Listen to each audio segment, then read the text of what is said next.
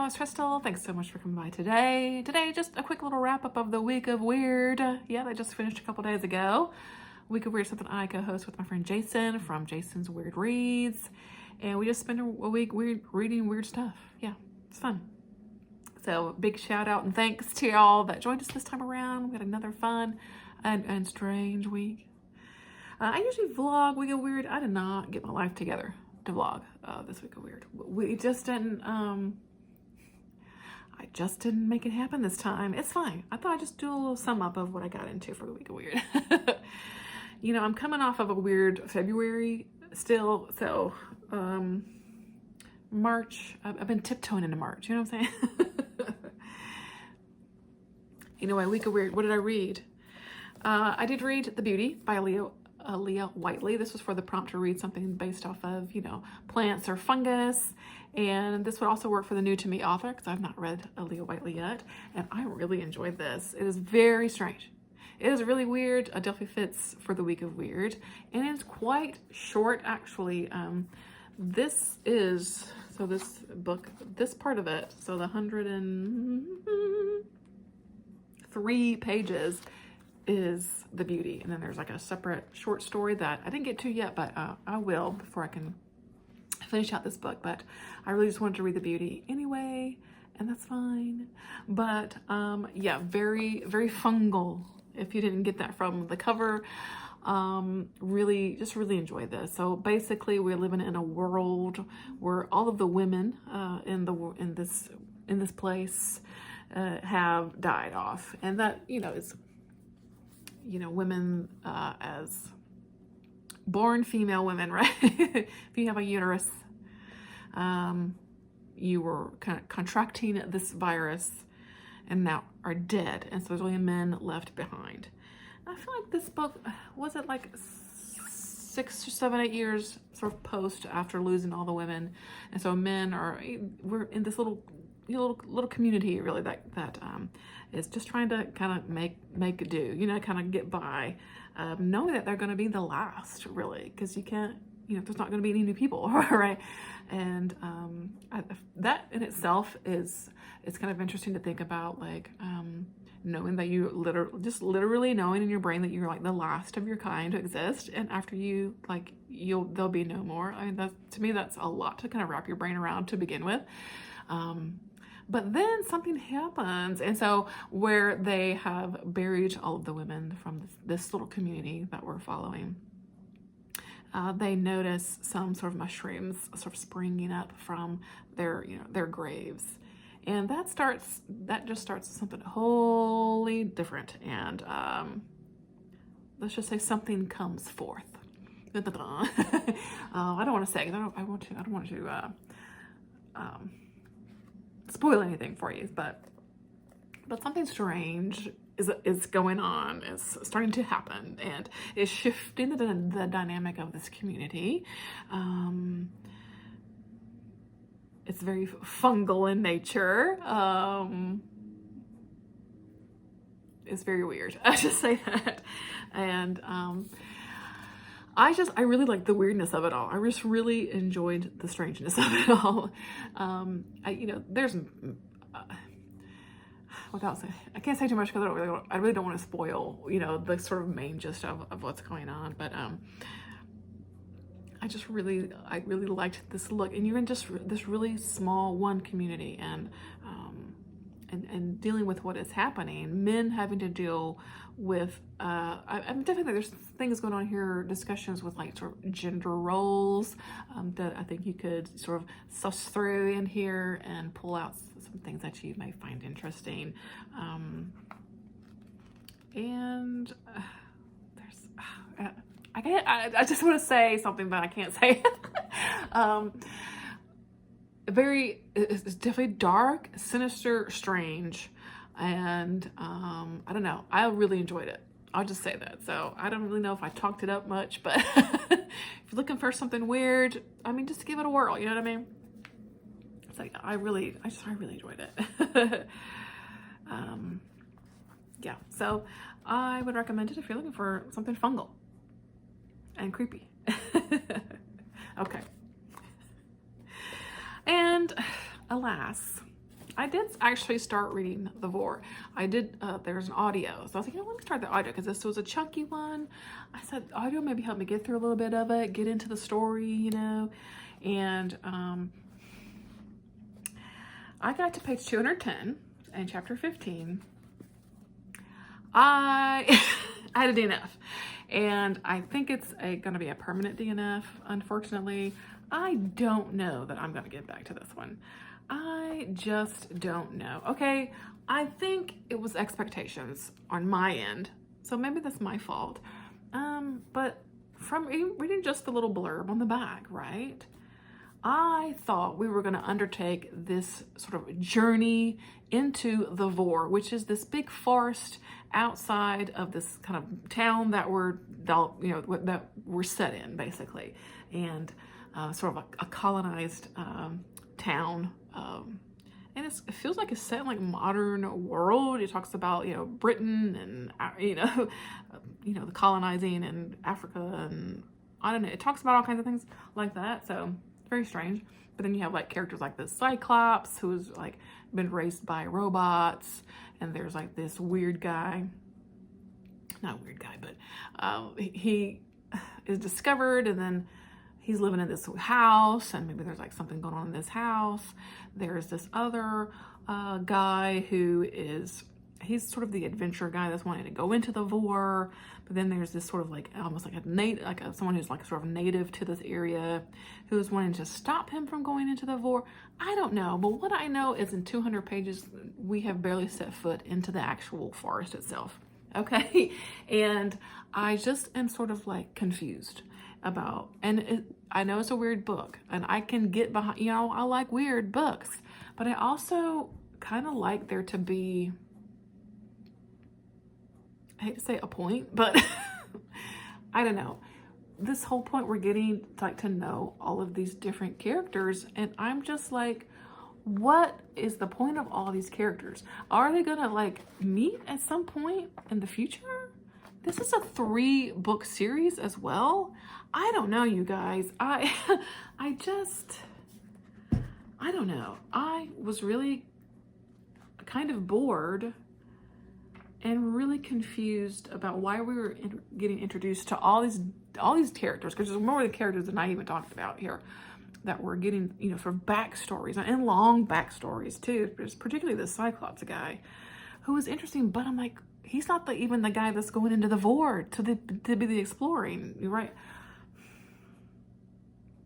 I don't know, maybe that's the point of it all. I don't know. I was just having a hard time with it. And so I put it down. I right now I'm definitely not picking it back up, because I'm just like, again, I kind of just don't care. I'm like, where is the cool forest bits? Because the forest is what I was interested in, because it's supposed to be like, you go in, you don't come out, stuff goes, crazy stuff goes down in the Vorrh, and that's what I want. I want the Vorrh. I don't really care what's going on in this town. Anyway, I didn't have to. It's fine. I did read the group story, our little group read, The Man Who Found Out by Algernon Blackwood.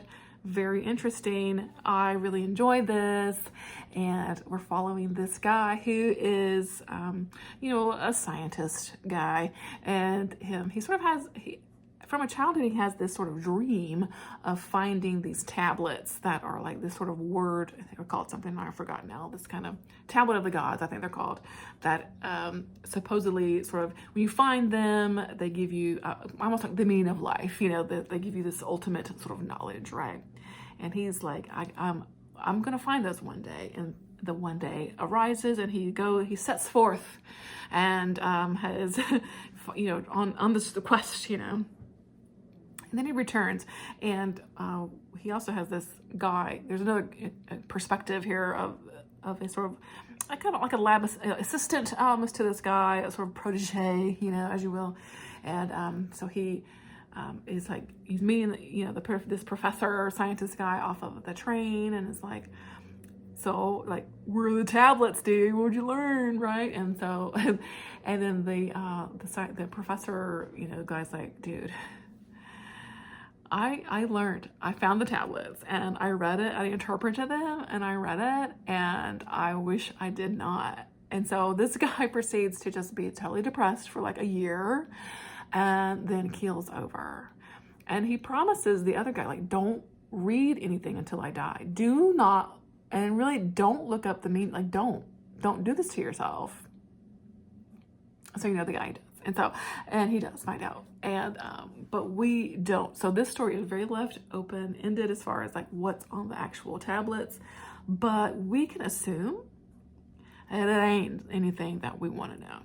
And so I just really liked that story. It had this sort of undertone of definitely some creepiness and, you know, this thing of like, is there such thing as too much information? Like, do we really need to know everything?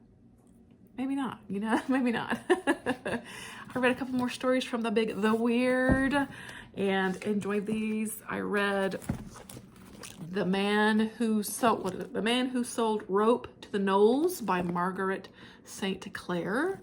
It is exactly what the title says, this rope salesman. So this is a story, let me go backtrack a little bit. This is a story from 19, yada, yada, yada. A man who sold, what is the story from? What date? I don't know.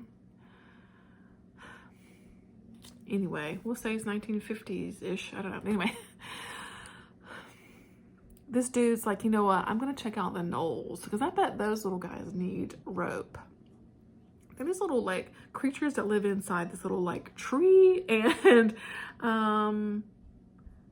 they have, he gets there and he's like showing his little sample case. I got big rope, little rope, thin rope, fat rope.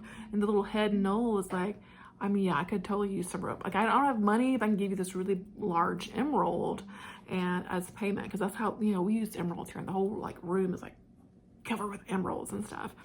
And the dude is like, okay, I mean, this big emerald is really more than I need. And so he takes something else, and that he really shouldn't. And the Knolls don't appreciate that. I'll just say that. It's a pretty fun story. It was very interesting.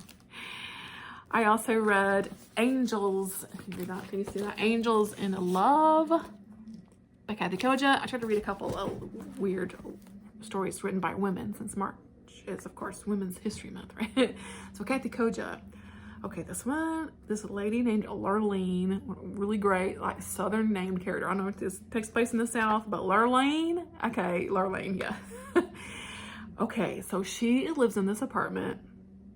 She becomes obsessed with the apartment next door because she hears like these sex sounds coming from it, and like they're like, it's like really exciting her because she just has a sort of humdrum job and whatever, you know, she's just, you know, making day to day, right? And so she comes home and like it's getting turned on by the sounds that are coming on from the room next door, and it becomes like really obsessive, right? And then maybe she finds out what's really going on. We'll just say that. And, it was pretty good. Kind of dark. Definitely a little strange. Kathy Koja. Yeah, I really enjoyed that too. So 2 more stories knocked out of my big book of the Weird. Clunk. Yeah.